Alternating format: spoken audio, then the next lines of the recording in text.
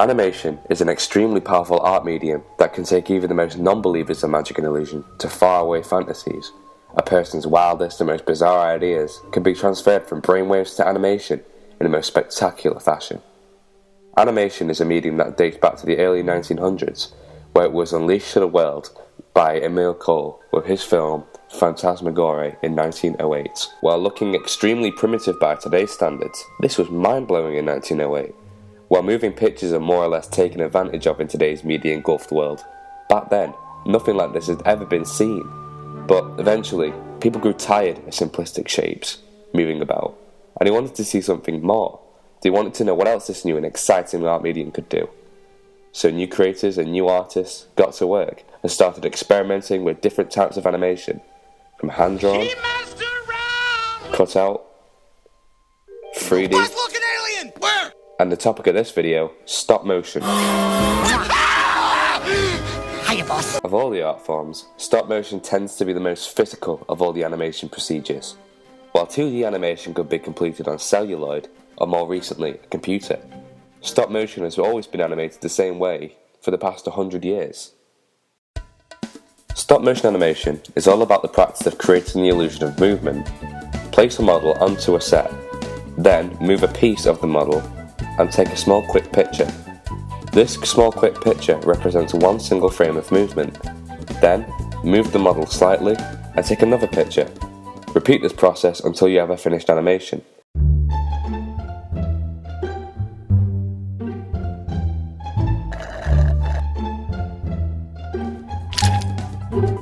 However, it's not always as easy as that.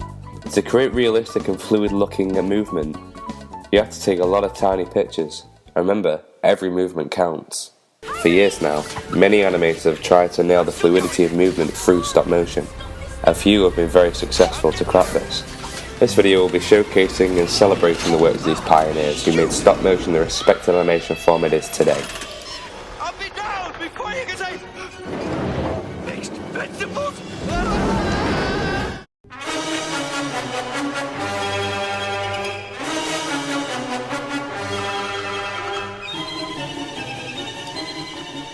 One of the earliest stop motion animators who really brought attention to the world of stop motion was Willis O'Brien. O'Brien started work life as an 11-year-old on cattle ranches, but as he got older, he had many other jobs, such as a cowboy, a fur trapper, and even a bartender. He was even hired as a guide to a paleontologist at one point, which fueled his interest in dinosaurs and the land before time. Willis also took great pleasure in modelling, which he would do regularly while working as a head architect in the 1915 San Francisco World Fair.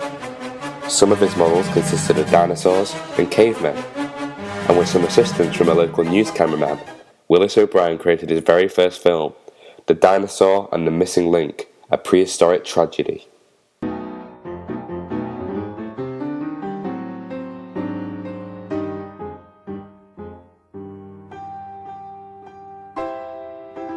While this may be seen as your generic run-of-the-mill monster movie, it's actually portrayed as a comedy.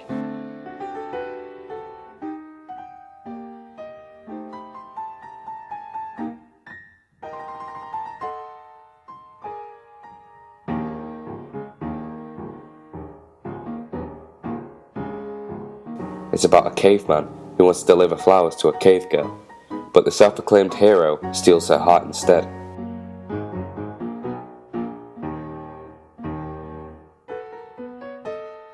Primate creature named Wild Willie takes off with the cave girl, and while the caveman tries in vain to rescue her, the self-acclaimed hero wins at the end.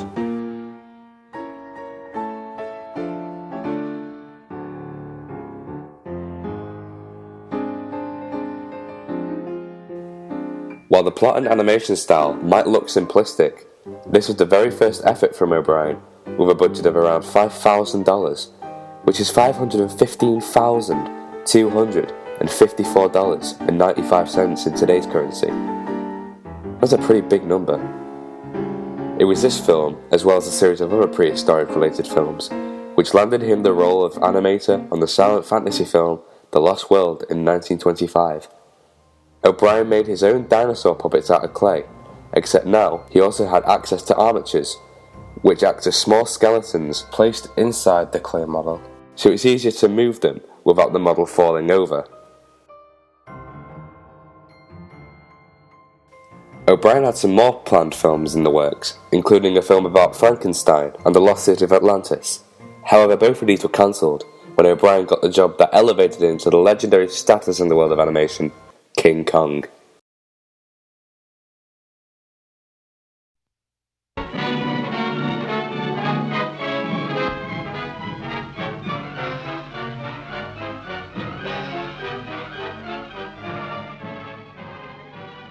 Of all the films O'Brien worked on, King Kong was his most fondly remembered by far. When King Kong was released in 1933, stop motion had already somewhat been established, but was never really used in a film with a grand scale such as this. The film is about a colossal gorilla named Kong who lives on Skull Island. An American film producer finds out about Kong and decides to unwillingly transport Kong to New York for public display, where he is dubbed as King Kong, 8th wonder of the world. I'll share it with all of you. Why, in a few months it'll be up in lights on Broadway. Kong, the 8th wonder of the world! Obviously, Kong isn't happy at all about his new home, so he breaks his chains and goes on a rampage through New York. He then kidnaps an actress named Ann Darrow, who was originally offered up to Kong as a human sacrifice. He then climbs up the Empire State Building in an attempt to protect her, all while Kong is being shot at by pilots. Kong then falls off the Empire State Building, where he is found dead.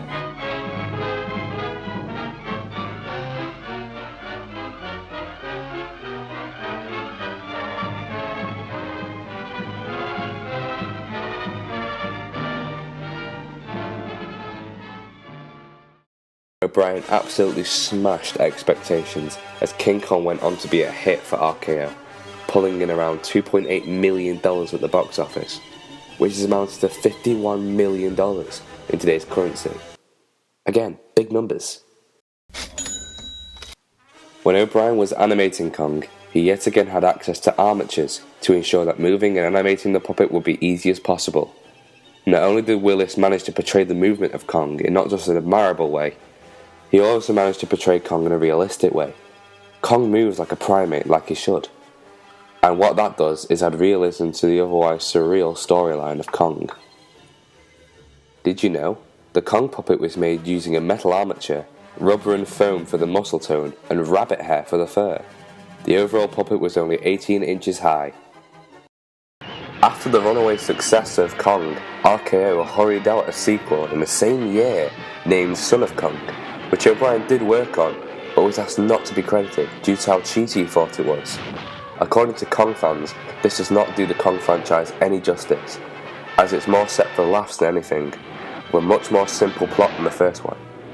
It's what defies a poor sequel.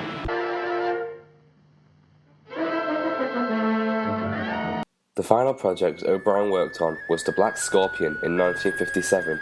He also worked on the ladder scene from the comedy It's a Mad, Mad, Madman World. Unfortunately, Willis died in 1962 at the age of 76, halfway through production of the scene. O'Brien will not only be remembered as an amazing stop-motion animator, but he can also be credited as one of the very first pioneers in stop-motion animation, truly showing the mainstream world what stop-motion was capable of.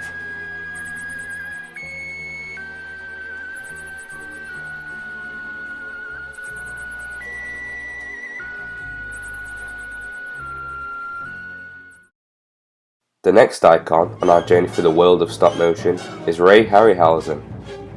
After watching King Kong at a young and impressionable age, he knew that he wanted to follow in the footsteps of his hero, Willis O'Brien. O'Brien then caught on to Harryhausen's stop motion films and critiqued him on his skills. He pleaded Harryhausen to take classes on graphic arts and sculpturing to help him improve. While attending classes, he met an inspiring writer named Raymond Bradbury.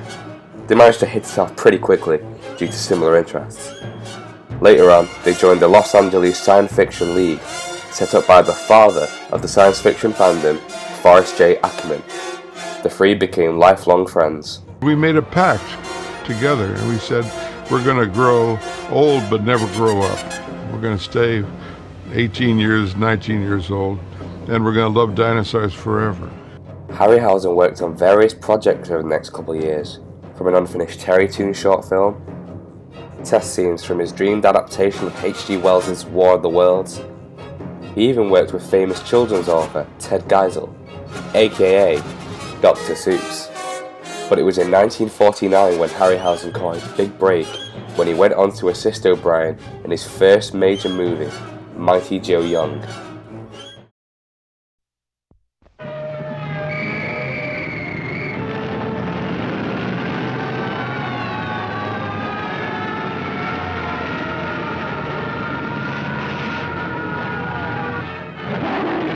A lot of the same people who worked on the original King Kong returned to work on Mighty Joe Young, including Willis O'Brien, who was heavily respected by this point, and his new associate, Ray Harryhausen.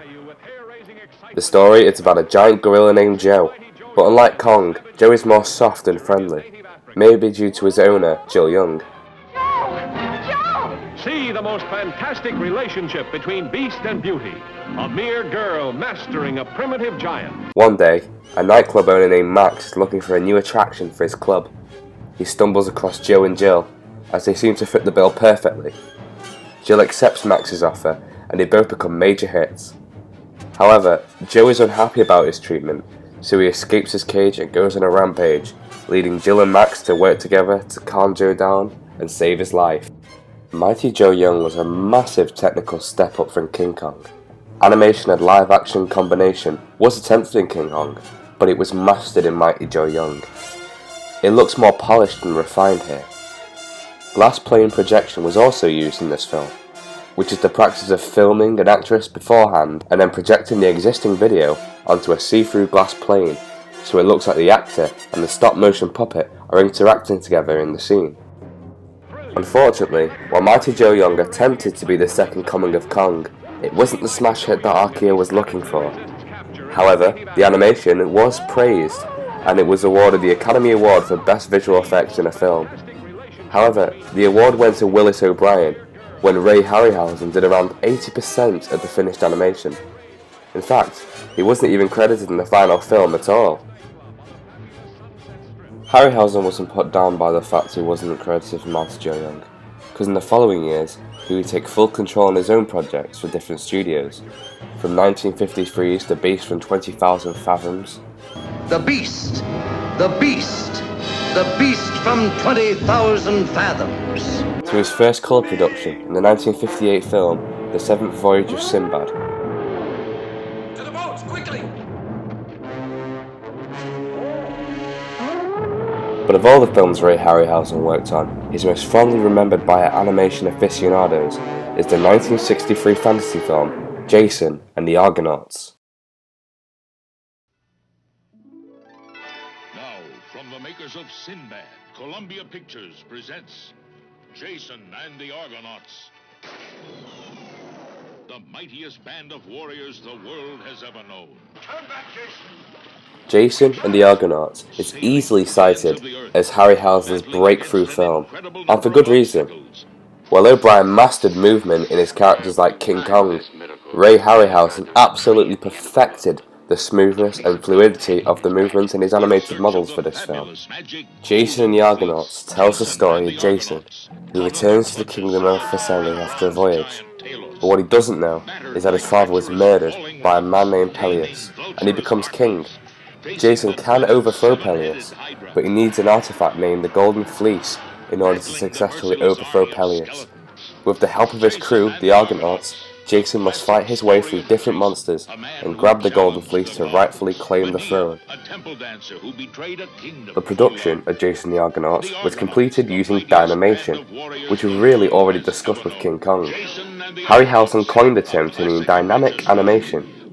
Dynamation is simply stop-motion puppets interacting with human actors, similar to how King Kong and Mighty Joe Young achieved this effect with glass plane projection. While it was experimented in Kong and Joe, it is absolutely perfected in this film. Case in point, the skeleton fight scene.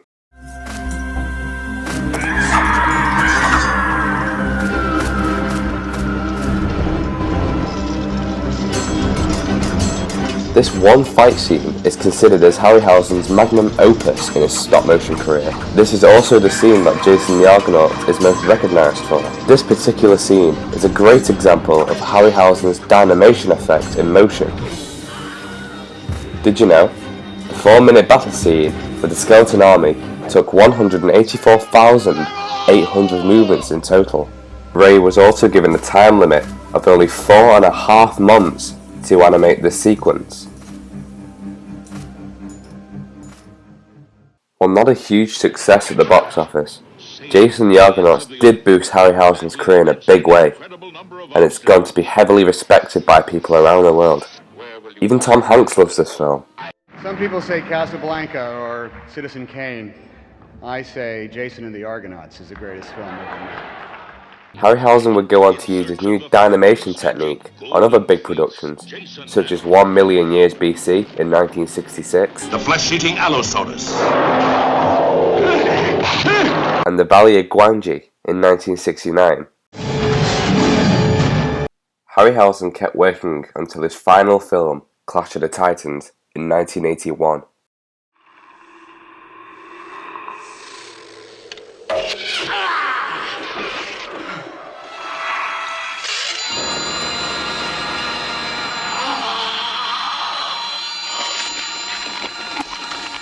He then declared retirement after finished production on the film.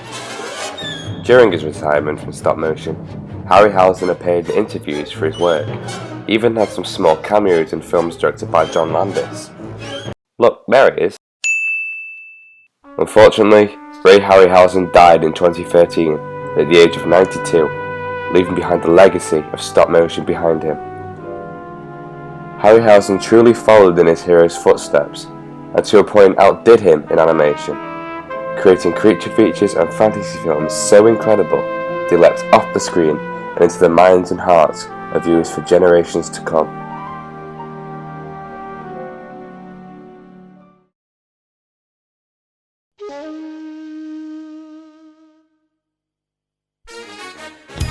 Our final icon on our journey is legendary British animator Nick Park, alongside his two breakthrough characters who literally took the world by storm. Gromit, lad. Well done, we did it! But before we get to Nick Park, a bit of history on Aardman. Aardman Animations was established when two friends, Peter Lord and David Sproxton, began making short animated films, almost in a Terry Gilliam style. These short films can be dated back to 1965. It was these short films that landed Lord and Sproxton the job of animation on a section of a BBC programme named Vision On in 1972. This programme was designed in mind for deaf children. They created a character named Aardman, portrayed as a dumb superhero. After creating some 2D animation, they got bored and decided to try out a new medium, a medium that would later go on and make them acclaimed in the animation world: stop motion. They tried stop motion in a short film named The Gleebies. The Gleebies was about clay characters who mess around with items on their desk. These shorts were used in the Tony Hart BBC art show, Take Heart. Later on, the Gleebies evolved into a very popular character we know today, Morph. Morph became one of Aardman's first big names, proving very popular in television. He first starred in small segments of Take Heart, but would then later on get his own TV series, named The Amazing Adventures of Morph. This time, Morph was joined by his brother Chaz, who acted like a villain or a foil to Morph.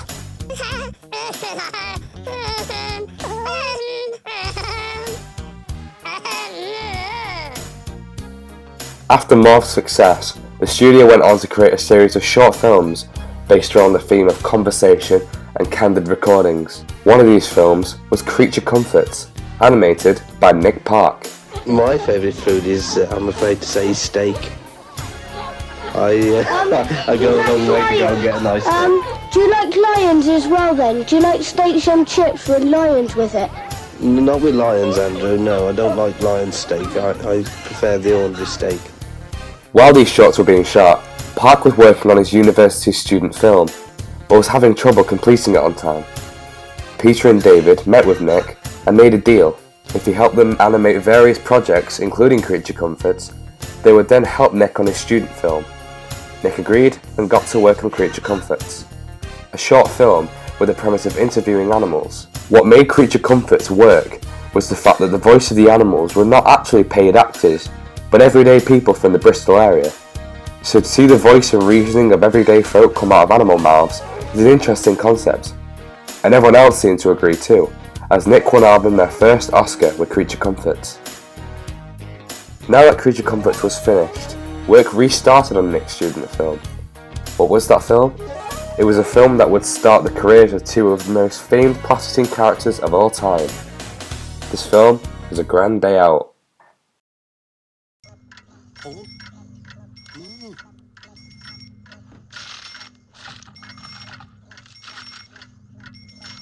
No crackers, Gromit. We've forgotten the crackers.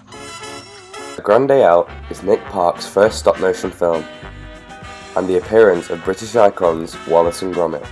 The story is about Wallace and Gromit as they look for someone to go on their holidays. Finding out that there's a cheese shortage in the house, Wallace has the great idea of going to the moon. No cheese, Gromit.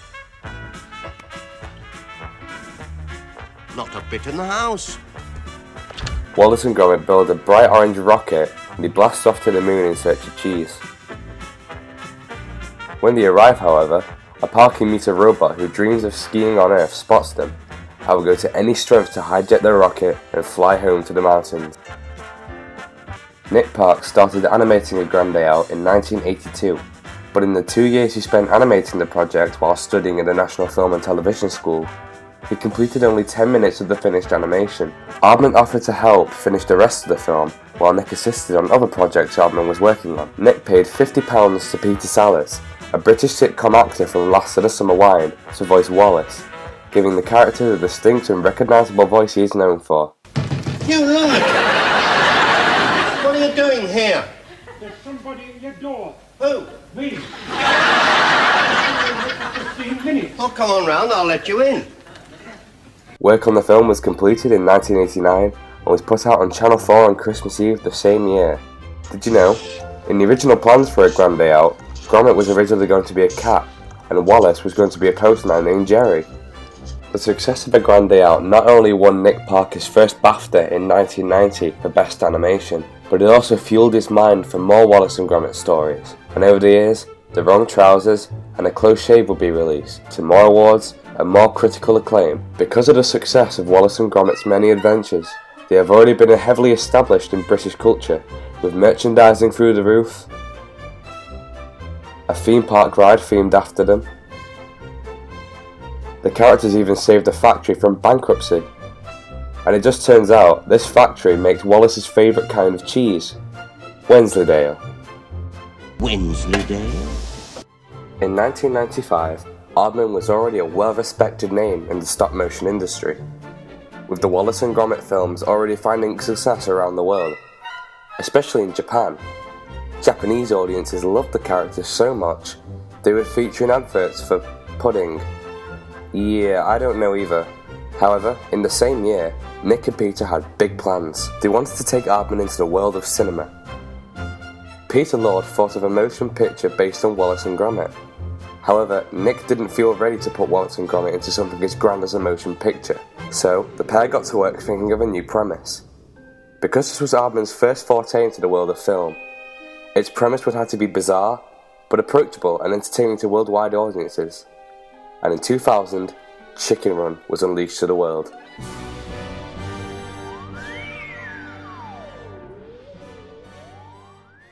Chicken Run was Aardman's first film, and is essentially modelled after classic escape movies such as Escape from Alcatraz, but with chickens.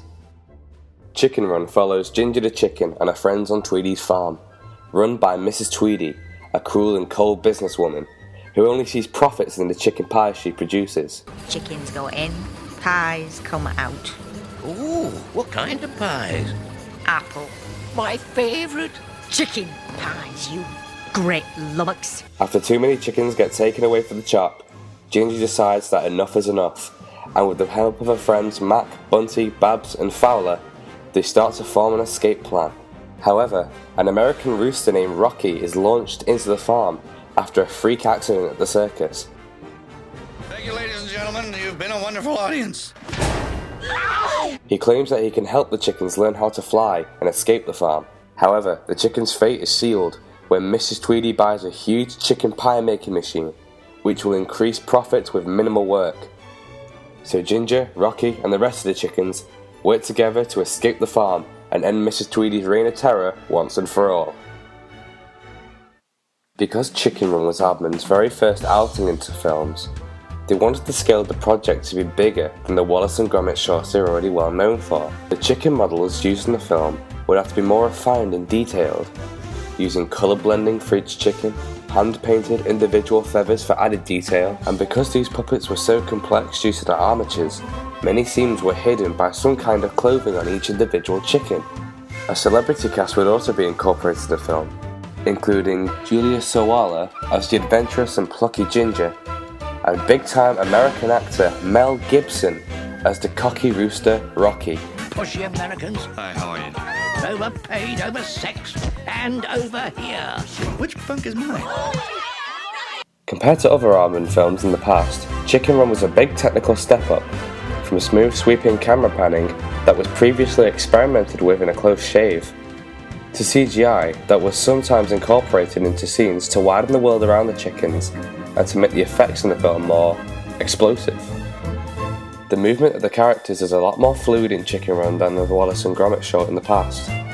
They would keep up this tradition in further productions, like Pirates and Adventure with Scientists, Wallace and Gromit, Curse of the Were-Rabbit, and the most recent film, Shaun the Sheep the Movie. Chicken Run not only blew expectations at Aardman, but it also blew away critics, with the film receiving some extremely favourable reviews. The box office numbers also blew Aardman away, as the film went on to make $225 million worldwide. With the success of Chicken Run, Aardman was not only confident to carry on work with television, but they would also work on Peter and Nick's once-designed Wallace and Gromit movie, and in 2005, Wallace and Gromit, The Curse of the Were-Rabbit, was yet again released to great box office numbers and even greater critical acclaim. After the success of Curse of the Were-Rabbit, one of the worst tragedies in the company's history happened. A blazing fire destroyed the Aardman prop warehouse, destroying 20 years of props and sets from Aardman's history.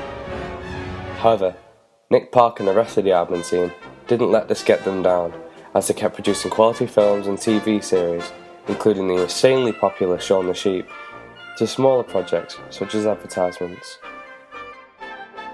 While Aardman Animations are currently working on smaller projects after the success of the Shaun the Sheep movie, let it not be said that without the guidance of Peter Lord and David Sproxton and the wild imagination of Nick Park, stop motion maybe wouldn't have any kind of exposure in today's CGI animation heavy world.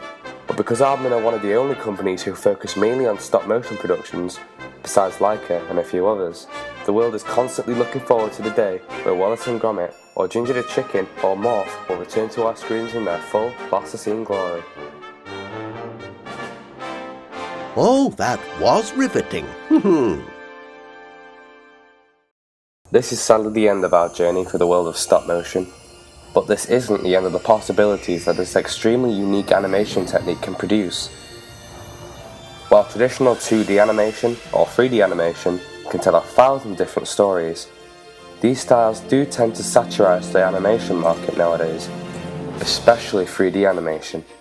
And if it wasn't for these three pioneers, we may have never seen stop motion in today's world.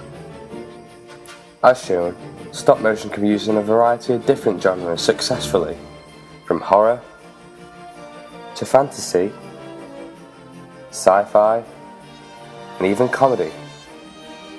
And as with all animation techniques, the only limit is your imagination. All's well that ends well, that's what I say.